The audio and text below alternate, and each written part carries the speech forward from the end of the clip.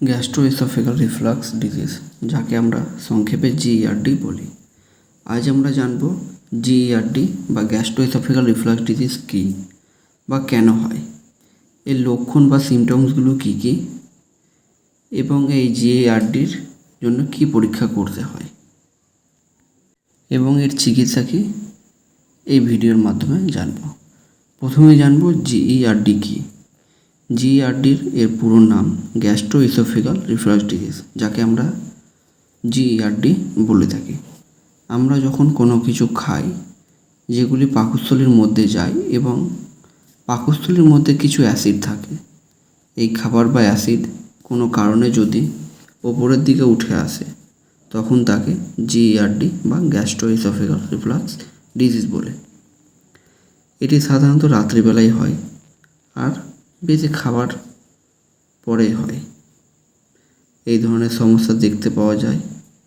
এই জিইআরডি হয়েছে কীভাবে বুঝবেন, তার কিছু লক্ষণ বা সিমটমস লক্ষ্য করা যায়। যেমন বুক জ্বালা করা, মুখ দিয়ে টকটক জল ওঠা, বমি বমি ভাব করা, গলা জ্বালা করা। এছাড়াও জিইআরডি এর জন্য মাঝে মধ্যে বুকে ব্যথা হয়, ঘুমের মধ্যে দিয়ে লালা পড়ে।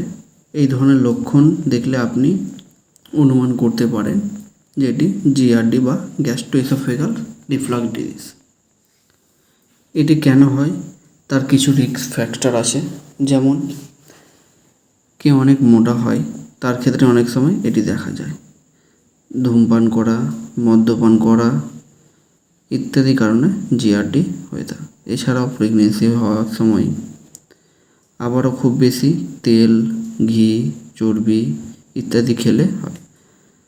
তাছাড়া এনএসএআইডি বা non steroidal anti inflammatory drugs, ডাক্তারের পরামর্শ ছাড়াই খেলে জিইআরডি হয়।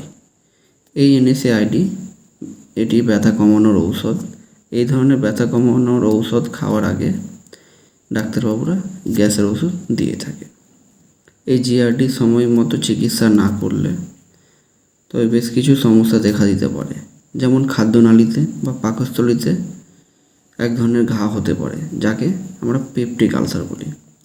এই ঘা দীর্ঘদিন থাকার ফলে ক্যান্সারও হতে পারে। তাই সময় মতো চিকিৎসকের পরামর্শ গ্রহণ করুন।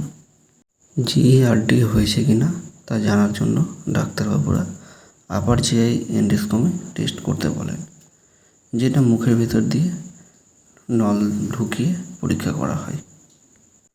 এছাড়াও এই টেস্টের মাধ্যমে জানা যায় পাকস্থলীতে ঘা হয়েছে কিনা। গ্যাস্ট্রোএসোফেগাল রিফ্লাক্স ডিজিজ ঠিক করার জন্য কিছু নিয়ম মেনে চলতে হবে।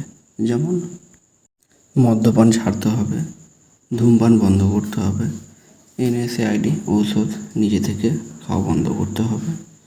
এনএসএআইডি ঔষধ খাওয়ার আগে ডাক্তারবাবুর পরামর্শ নিয়ে খেতে হবে। এছাড়াও জিইআরডি বা গ্যাস্ট্রোএসোফেগাল রিফ্লাক্স ডিজিজ ঠিক করার জন্য কিছু ঔষধ হয়ে থাকে। যেমন প্রোটন পাম্প ইনহিবিটরস বা পিপিআই। আমাদের পাকস্থলীর মধ্যে হাইড্রোক্লোরিক অ্যাসিড কমানোর জন্য এটি ব্যবহার করা হয়। এর উদাহরণ হচ্ছে প্যান্টোপ্রাজোল, ওমিপ্রাজোল, র্যাবিপ্রাজোল, স্মোপ্রাজোল ইত্যাদি। আপনি প্যান্ডি বা ওমেজ ইত্যাদি নামে মার্কেটে পেয়ে যাবেন। এরপর H2 রিসেপ্টর ব্লকার বা হিস্টামিন 2 রিসেপ্টর অ্যান্টাগনিস্টও ব্যবহার করা হয়। এর উদাহরণ হচ্ছে র্যামোটিডিন, ফ্যামোটিডিন ইত্যাদি। এছাড়াও অ্যান্টাসিড ব্যবহার করা হয় যখন আমাদের শরীরে গ্যাসের পরিমাণ বেড়ে যায় বা হাইড্রোক্লোরাইড অ্যাসিডের পরিমাণ বেড়ে যায়, তখন সেটাকে বার করার জন্য অ্যান্টাসিড ব্যবহার করা হয়। ভিডিওটি পুরো দেখার জন্য অসংখ্য ধন্যবাদ। ভিডিওটি ভালো লাগলে লাইক দিবেন এবং চ্যানেলটা সাবস্ক্রাইব করে পাশে থাকবেন।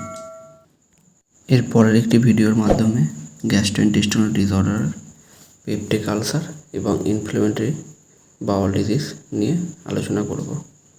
ধন্যবাদ।